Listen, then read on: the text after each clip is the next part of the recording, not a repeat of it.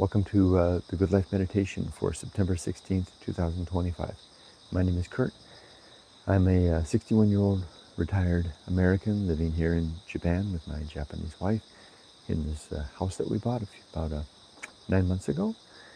And I'm endeavoring to make a huge, enormous life transition from career and family life in the United States to retired life here. This is this is not the journal of that experience. That's my other daily video, the Retiring in Japan series. This video is my personal journal to talk about life as I experience it, as I endeavor to improve my life relative to the values outlined in my book, Going Alone, which you can read for free at goingalone.org. I also use this time to talk about, or think about and talk about, the last 24 hours and any interesting challenges or opportunities that I met where I have a chance to improve myself in some way, to tune my mind and my body towards better ends. This is a personal video, so I have liberty to talk about anything that I want for as long as I want. A little warning that if you're new, I do frequently talk about death. I also talk about other topics that sometimes make people uncomfortable, so be forewarned. Also, you're welcome to leave comments or criticisms, and I'll read those, but not until I get done. And then at the end of this, I'll finish up by reading and responding to comments. Anything else? Oh, a huge welcome to new subscribers to my YouTube channel. It's good to have you here. A new member over on Patreon as well. Thank you very much for joining. And a huge thank you to my Patreon supporters and my YouTube members. Your largesse helps to literally fund the things that I do not on this balcony, which are going to become more and more as the days go forward. Yesterday I purchased, it should arrive in the next week, I purchased a dog jogger. I was looking at animal carriers here in Japan, and the best I could find were these little stroller affairs, which were fine, but I wanted to get something a little more sturdy and aggressive, and because as the weather begins to cool, I want to set out into the community, and I want to take my little dog Rudy with me. He's my constant companion, and so I wanted to get something that Rudy could be comfortable in, that he and I could motor around, walk around town in, basically walking, and I could, have enough capacity to hang some things off the side, and just begin to wander around Japan together with my little dog. Not very far, because it's just walking. And I found a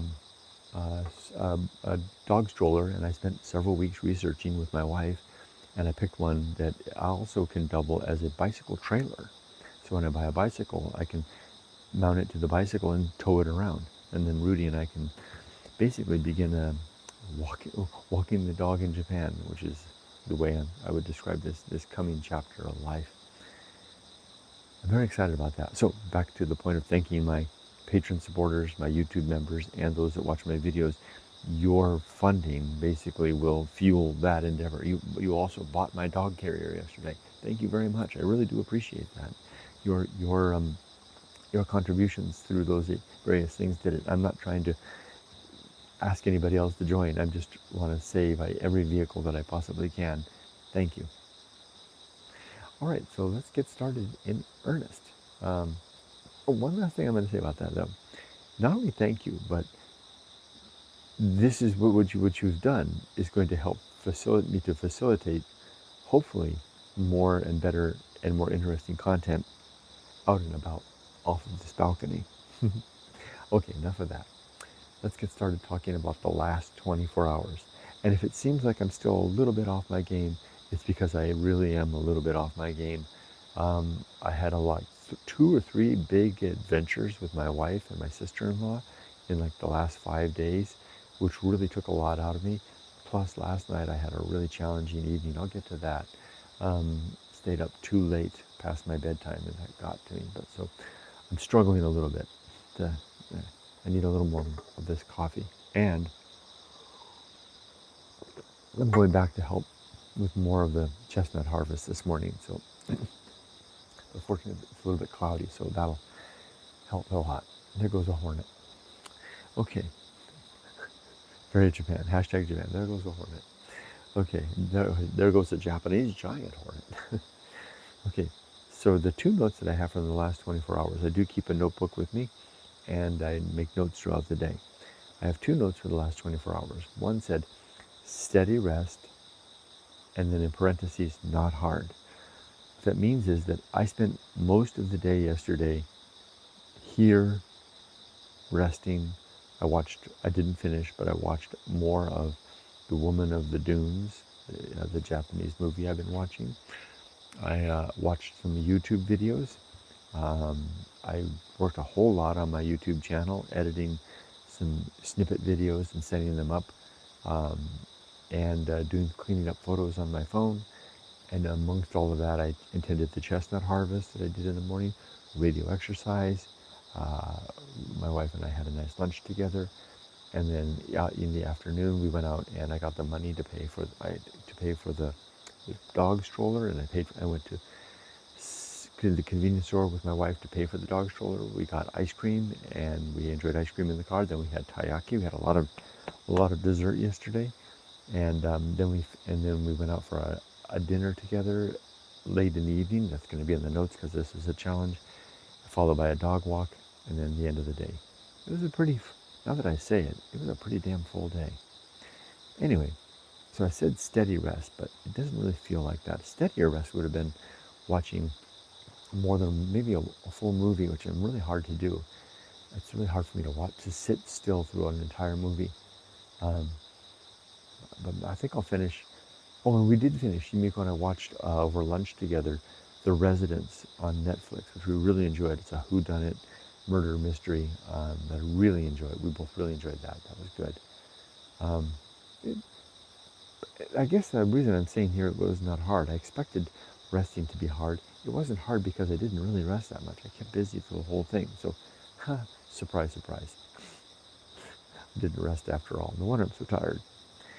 And then the last bit here is this. It says challenging wall at dinner time. So what happened was we have a pretty reliable evening schedule. 5 p.m. the dogs get fed. 6 p.m. to 6:30 dinner is served, and we have our dinner. By 7 p.m. we're usually around 7 to 7:15. We are at Yoko's house. Yumiko and I walk our dogs down to Yoko's house to meet my sister-in-law. She joins us and we go for a long evening walk. Typically it's a very long walk. It's the longest walk of the day when the heat isn't so bad. But now that the heat's been so bad through midsummer, we've had short walks have become the norm. And we take our walk, and usually we're back to the house by 8 o'clock. My wife prepares the bath. I take a bath and I go to bed, and I'm in bed. I'm headed to bed. I'm walking up the stairs, headed to bed reliably between 8:45 and 9:15 at the latest. And it's a very noticeable difference. If I'm heading upstairs because I come out of the bathroom, literally, well, in Japan, bathroom means toilet, of course, in America, but bathroom, it means the room where the bath is here. The sento, that's not sento, it's a ofuro.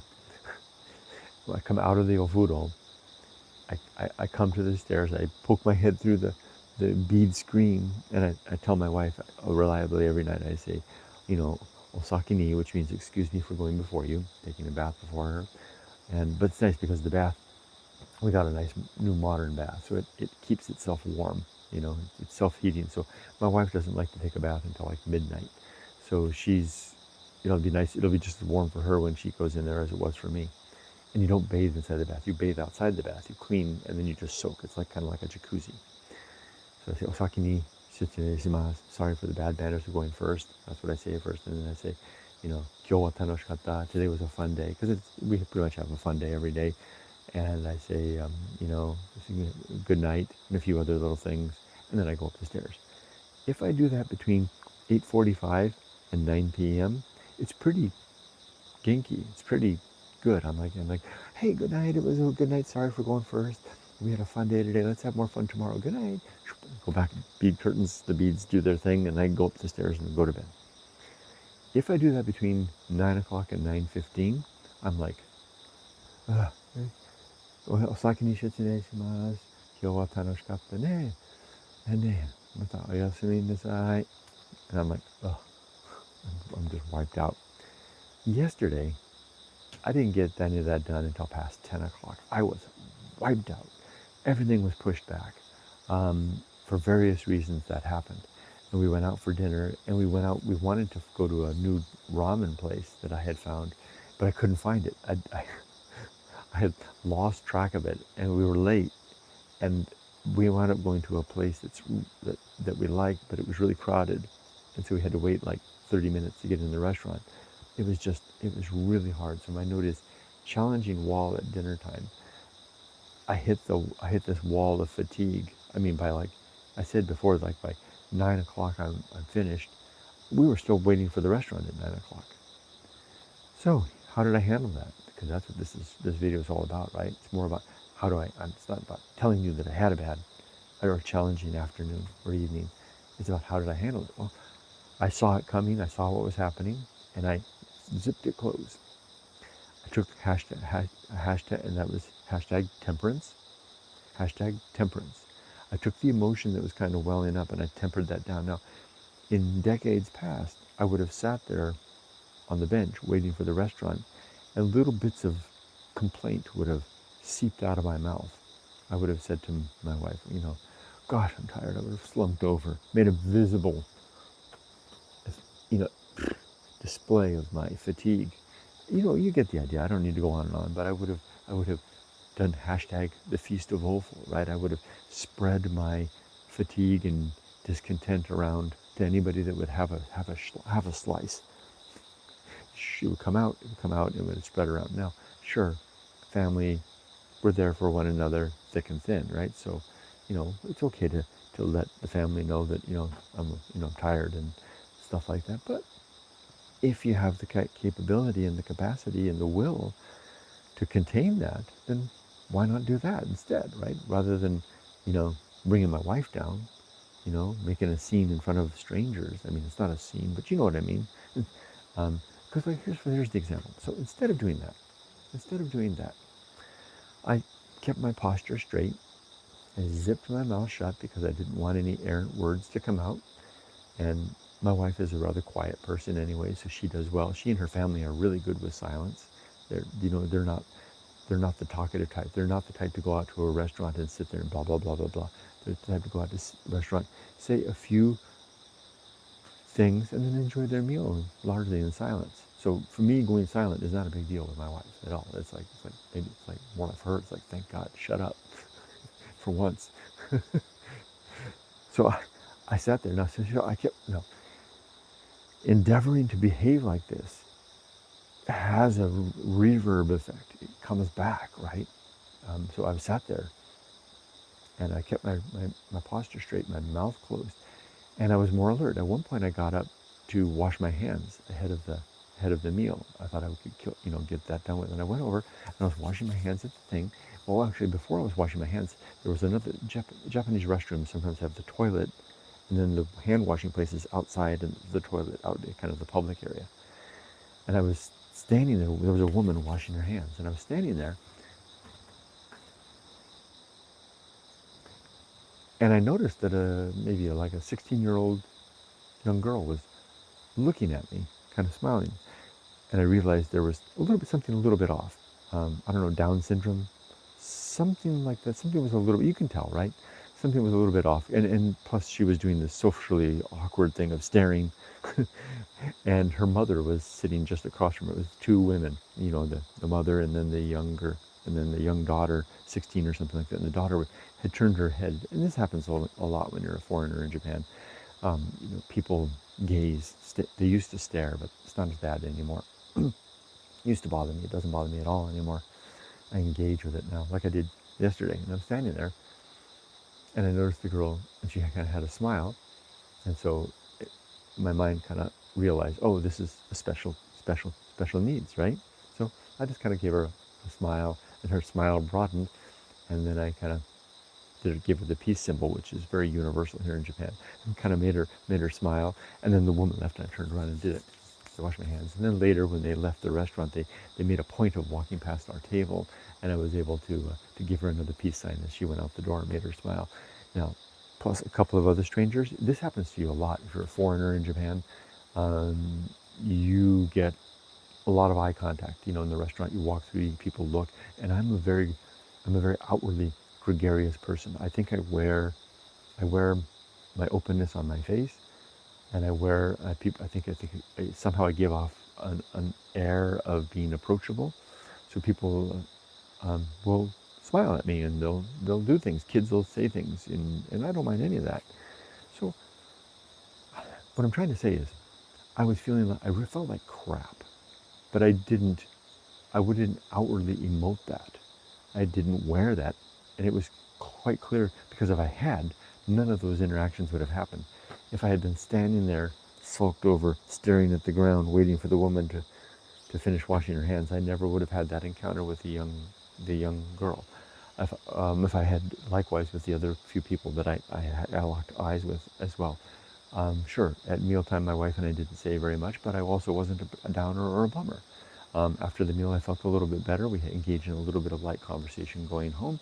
I was on top of things enough to strategically plan the dog walk, which remained in the evening, so that I made a short one. I made sure my dog took care of his business, both 1 and number 2, before we went back, and then I peeled off and came home a little bit early.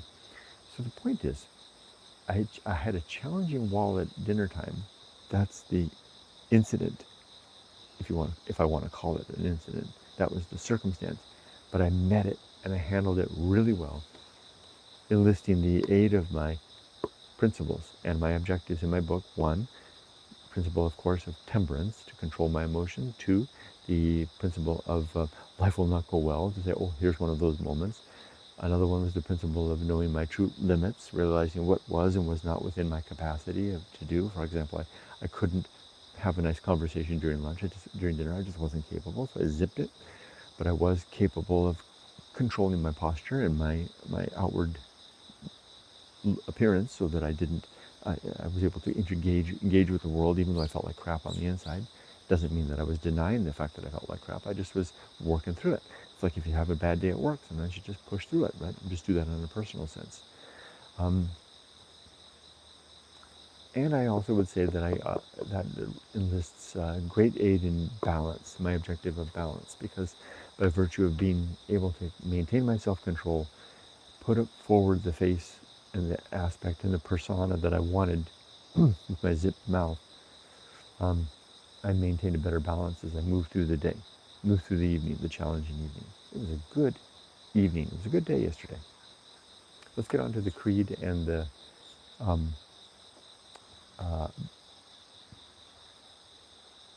next 24 hours. But before I do that, let's do a temperature check. It seems like it's been unchanged for weeks now. 25 degrees and 85% humidity. It's been like that. But why does it feel different? 85%. That's like 2 weeks in a row of being roughly. What the heck was that? Some big animal making some noise out there. Roughly that temperature. I think it's.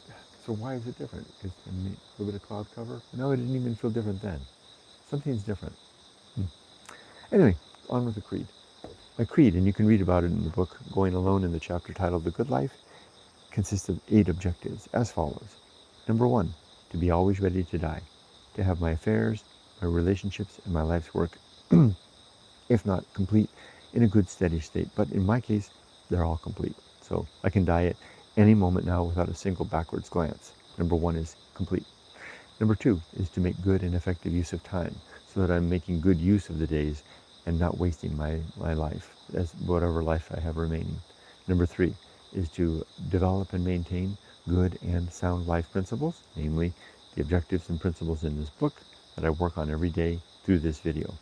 Number 4 is to cultivate good emotional reactions, so I'm responding well in challenging situations, like last night at the restaurant. Number 5 is to perform good actions relative to my values, so that the actions that I choose to perform are reinforcing the values in my book. For example, the effort that I made last night to maintain self-control, to put on a good outward show, allowed me to embark on a few good actions relative, for example, the little bit of engagement I had with that young girl, right? Gave her a little bit of human contact. She was curious about the foreigner in the room. I probably made her mom happy as well, that her daughter was able to get a couple of smiles out of having a little engagement with a foreigner. Likewise with a couple of other kids in the room. There was even an old person that was sitting alone that I kind of had a bow at.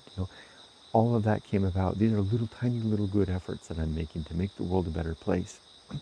Also, another example, driving home. I remarked to my wife about how I'm getting surgery on my eye tomorrow. I probably shouldn't have been driving. I can still see good enough, but I told her, I said, my vision's a little blurry this evening, and I chose to take a little bit of a circuitous route home to get us off the main drag. So that was a good action as well. But a better action would have been to have let my wife drive, but she doesn't like to drive, so that's problematic. Number 6 is to recognize my true limits and my true opportunities, like I said before, knowing what is and what is not within my reach, what I can grab for and what I can't. Number 7 is to do just one thing at a time and do that thing slowly, deliberately, and carefully. And number 8 is to maintain my balance, which is a consequence of attaining the first 7 objectives. Now let's read one principle from the book. Today I'm going to read Sin and Damnation, which is a strange thing for an atheist to have in his book, but yet I do. It's principle number 26 on page 269 of the book. And sin and damnation, I don't believe in sin itself. I don't believe there's any deities. At least I have no good reason to think that any deity exists. Sin being offense to a deity, right? So if I don't believe that there's any deities and thus no deities to offend, then no sin. Sin is something that we decide and agree among us is something that's like an offense that's intolerable offense because we ascribe it to offending some deity. So in my worldview, I have no use for the concept of sin, other than the fact that I've decided that there are some paramount things in life that I would almost, even though I don't believe in deity, I almost see them as things that are kind of absolute in terms of things that I don't want to be doing, but they're things that I've decided that they're such. And these consist of the sins in my life. One of them may surprise you. The sins in my life, and I think there's 5 or 6 or 7. 1, 2, 3, 4, 5, 6, 7. 7, sounds like 8, but 7. The sins in my life are falsity. Let's see if I can remember these, remember the definitions. Because when I've set them in here, some of them are very similar, but they have different subtle meanings. It's been a while. Falsity, being deliberately untrue. Credulity means believing things too readily, wanting to believe, and so you do anyway because you want to go there. Faith, yes, faith is a sin in my worldview. Isn't that funny? How it's a virtue in so many other worldviews, particularly I guess exclusively the worldview of the religious, right? But faith to me is one of the most serious and egregious sins in my worldview, because faith is, I define it as the evidence that we use to believe something in the absence of good evidence. It's where we go when we can't justify a position, but yet we really want to believe it anyway, so we enlist the aid of faith to just take us there in spite of the fact that we don't have a good reason to believe. Because if we had a good reason to believe, we would use that good reason to believe and not rely on faith. So faith is an excuse that we use to get us to where we want to be in terms of belief when we have no other good means to get there. It's a really bad thing. And clearly, you can really make this evident by the virtue of the fact that there's not a single truth claim that we can that we can't support on faith. You can believe mutually exclusive claims. God exists, God doesn't exist, on faith alone, and you're standing on the same substance, right? Sure, you can list other things to back it up, but in the end faithful and get you nowhere. It's just kind of a certitude that we ascribe, that we state. We say, well, I hold it on faith. And that should be, and then it kind of shut everybody up, right? Well, no, not in my worldview. I'm not going to list faith into my worldview, except in one element, and you'll catch me at it if you will, if you try. I do use faith in my worldview, in my creed, for the principle, to support the principle called the pirate ride. The pirate ride is the principle that I use that suggests that free will is an illusion. I don't believe that free will is an illusion. I mean, I don't believe that free will exists. I don't think we have free will. I don't think the universe is determined. It's not like written down what I'm going to do at the end of the day, but what we do, our actions are compatible with the universe. We have no other choice. I couldn't go back in time and replay the universe and ever make a decision other than the decision that I actually made at that moment, because there's too many factors at play. Yet I can't prove this demonstrably because I can't replay the universe in any way. I have to just kind of, it's a thought thing. So I take myself the extra mile by enlisting the very thing that I call a sin, faith, in saying free will is an illusion. I have pretty good mind illustrations that can kind of help me to get me there, but in the end I have to buy it on faith. So hallelujah, I'm one of the faithful. So then the next one is superstition. Now I don't think I need to give any reason why. Superstition is it's like a hobby. It's like when we take credulity and make it into a hobby. That's where superstition lies, and we recognize superstition when we see it. And in my worldview, that's a sin. It's a sin to engage in superstition without good reason, right? It's when you take wondering if Bigfoot exists to the point of, well, yeah, I'm a Bigfoot hunter or something like that, believing it when you don't have good belief unfounded on good, not founded on good belief, on good reason. The next is dogma. Dogma is belief that comes to us by virtue of tradition. Authority is belief that comes to us by virtue of the seeming weight of an office or fancy clothing or good speech, etc. And then finally, rumor and gossip. Rumor and gossip, I kind of lump those two together. It sounds like two, but it's actually one. Rumor and gossip are the species of the same thing, where we're wasting our time trading in apparent what we might suggest are facts, when they're really just suspect ideas.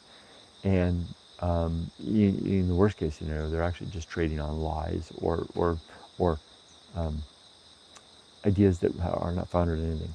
That's a real sin to engage in any of those. So again, the sins in my worldview are 7 or 8, depending on how you lump them together: falsity, credulity, faith, superstition, dogma, authority, rumor, and gossip. Let me go ahead and read. It's a short one, it's just a simple paragraph. Sin and damnation. It is a sin to invest our expectations with hope, which may be corrupted or foiled by fortune.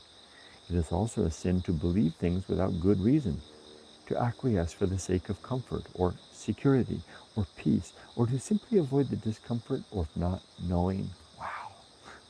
If I'm saying wow about my own idea, I'm not saying wow about my own writing, but about the fact that humans do that, right? That we'll believe something just so that we don't have to be in a position of not knowing, just to assuage the uncertainty, right? That's not a good reason to believe anything, that reason alone. The penalty for this sin is damnation. Oh, there's the damnation part. In the here and now, which is the only time we will ever really have. Damned for our unreasoned want. Damned for our unreasoned belief. Damned for our thoughtless, careless communication. The damnation comes in living a life where some of our worldview is based upon possibly things that are not true, and we're acting and making decisions and interacting with others under a veil of false belief. That's a damnation of a sort. No pitchforks and brimstone. Just living a life that may be founded on untruth. Okay, now as for the next 24 hours, I don't really know. I don't have any note here at all. It's a Tuesday. I'm gonna do the chestnut. I'm gonna do the radio exercise in a moment. I'll do the chestnut harvest thing. Uh, I really would like to go see a movie with my wife. I wonder if we can do that today. I hope so. I don't know. I just want to do that. I just want to take Yumiko down to the movies. We'll see. Let's read comments. Hello, Julie. Nice to see you. Erica is growing. Good to see you as well. She said, Erica says hi to Julie. Hope this day treats us all well. I hope so as well. Ray, hello, Ray. 21C and 53% humidity. Summer is over in Washington State. Julie says hi to Erica. Tim, hi Tim, good morning. Stormy weather. Check. You seem like you've had storms for days now, Tim. Check for the UK at 9:38 p.m. is 14.2 C, 73% humidity, gale force winds today. Wow. Take care out there. Hope the garden, what's left of the garden, is sustained. Major Winters Ogoshi. Hello, Major Winters Ogoshi. You love Shizuoka City. That's cool that you know the city. I think I've seen your name here before, so it's been a while. It's good to see you. Welcome. And welcome, greetings to another fellow Shizuoka City lover. Julie says, I enjoyed the video from the Hidden Cafe Village. Wasn't that nice? Thank you. Julie's referring to yesterday's Retiring in Japan upload where my sister-in-law Yoko and my wife and I went up into the mountains and found a village that has almost every house in the village has a cafe, and they take turns being open on the first and third Sunday of every month. Like 2 or 3 cafes will be open to kind of spread the income around. And we had the most amazing encounter. And wasn't that a clever idea for a small community to get together and find a way to improve their livelihood by every house having a cafe with a different specialty? Thanks for watching too, Julie. Hello, Michael and Little Johns. It's good to see you. Ginger8. Hello. It's the first time I think I've seen your name here. Welcome. 81 degrees Fahrenheit in Indiana. What a nightmare. Wow, that does sound hot. I hope the humidity is not too bad. Tim says, it's funny, in retirement, how some things are carried over from the past, working life, like early to bed and early to rise, although as much probably an age thing these days. I've had that same thought as well, Tim. I thought, now that I'm retired, well, maybe I could just stay up late, because I've always wanted to be a night owl like my wife. I just can't do it. I think it's part and parcel of my biology. Because if I stayed up late at night, I wouldn't be able to enjoy the early morning. I mean, I get up at 4 a.m. and I have a great, the first 4 hours of the day are the best hours of the day for me. So I guess that's it, right? I still need that full night's rest. You know what else, Tim, I was noticing, just thinking about you mentioning that, on YouTube, my YouTube feed has changed a lot. I've got a lot of retired people making videos talking about their retired life. Has the same thing happened to you? If you're a YouTube watcher, do you get a lot of, and any of the others out there, do you get a lot of retired people videos now, talking about their lives? It's interesting. Erica says, Kurt, I hope your procedure goes smoothly. Thank you so much. Erica is referring to tomorrow, my cataract procedure in my left eye. I had cataract fixed in my right eye in America before I came to Japan. They warned me at the time that my left eye would need the surgery eventually, and it does, and I'm having that procedure tomorrow. The right eye was a right outrageous success. It was great vision in that eye now, and I'm hoping for good. I hope it'll go well tomorrow. Thank you, Erica. I appreciate that. Julie says, regarding faith, I guess mine would be that people are basically good, or I choose to believe that. That's your faith. That people are, well, I guess that's, I like that. I mean, I guess I'm kind of the same way, Julie. I mean, I err on the side of caution. I err on the side that everybody's good until they give you good reason to think otherwise, right? So I guess I do that as well. Hallelujah, sister. Tim says, garden is a bit of a mess. Tidy up tomorrow. Gusts to 50 to 60 miles per hour. Heavy rain forecast for Wednesday. Crazy when we were in a drought a few weeks back. I know that feeling about going out to the garden and tidying up after the storm, and then there's another storm comes, right? Yeah, wow. Julie says about Tim's garden. Nancy M says, hello, Nancy. It's good to see you here, Nancy. Welcome. Nancy says, Hello, Kurt. Hello. I used to live in the areas you frequent for 3 wonderful years. I recently found your channel, and it's nice to revisit via your videos. Are you the person, Nancy, that wrote to me asking about realtors? Because I got an email yesterday from someone asking about wanting to buy a house here that they lived in Shizuoka. Was that you? If so, I do have a realtor, but he doesn't speak any English at all, and he would be he'd be very timid and uncertain about dealing with a foreigner. The only reason that he worked out well for us is that I did nothing. In fact, I just basically, when we first started our house search, I wasn't even in the picture. He didn't even know there was a foreigner involved. He's definitely not he's a good realtor, but he's definitely not a realtor that is prepared to deal with foreigners in any way. So, I mean, I've got a realtor, but he's probably not the right guy. And again, this is, maybe you're not, Nancy, maybe you're not the person that wrote to me, but for anybody else that sees this, I might as well add, and you're interested in that type of thing, I can recommend somebody. It's Ziv Nakajima Magan. He is a connection that I have that runs the Nippon Trading. You can go to nippontrading.com, NIPPON trading.com, and he has, there goes a hornet, he has a service to help people that are foreigners that are looking to buy real estate in Japan. Of course, it comes with a fee, but he can help facilitate all that. Nancy says, I am not that person, but glad to know that. Thank you. Sorry to have confused you. It was just a coincidence that I got an email yesterday from someone who had lived in Shizuoka, a woman who had lived in Shizuoka, and reached out to me saying that they just found my channel, saying that they were interested in buying a house in Shizuoka and asking if I knew a realtor. So you can see there's a bit of a coincidence there. Anyway, Nancy, enough about that. Welcome to my channel, Nancy. You say you lived in the areas you frequent for 3 wonderful years. Did you live did you live up in the mountains or here in Shizuoka City, or maybe some combination of both? And wonderful, that's great. Shizuoka's a pretty amazing place, huh? I don't know if I'll get around to learning the answers to that just now, but thank you very much for dropping by and for finding my channel. And welcome to this live. Well, with that, I'm going to just go ahead and knock a few things off here. Also, everyone, let's all wave hello and send our well wishes to Evelyn, who didn't make it this morning. I wonder if she's busy. She's back in Italy now. Her time in Turkey is through for now, and she's back in Italy and having fun there. And I know that she's got so many things that she's got activities, and so I just wanted to say hello to Evelyn, who will probably see this in the afters. Wishing you all the best. Okay, everybody. Well, oh, and one last thing I wanted to apologize for yesterday for just leaving all of a sudden. The battery went dead, which is good because I had gone long-winded. I had gone long yesterday, and the radio exercise was just starting. So the battery went dead, which left me just enough time to get to radio exercise. I'll close for now. Thank you, everybody, for joining. Welcome to the new folks, and I hope everybody has a good day.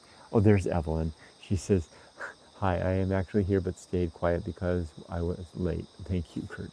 You're welcome. Good to see you, so to speak, Evelyn. Ciao, and have a great rest of your day. To all of you in London, in Italy, in Robert, is Robert there? In Napanee, Ontario, Ray down in Okayama, and Nancy, honorary mention here in Shizuoka. And anybody else wherever you are.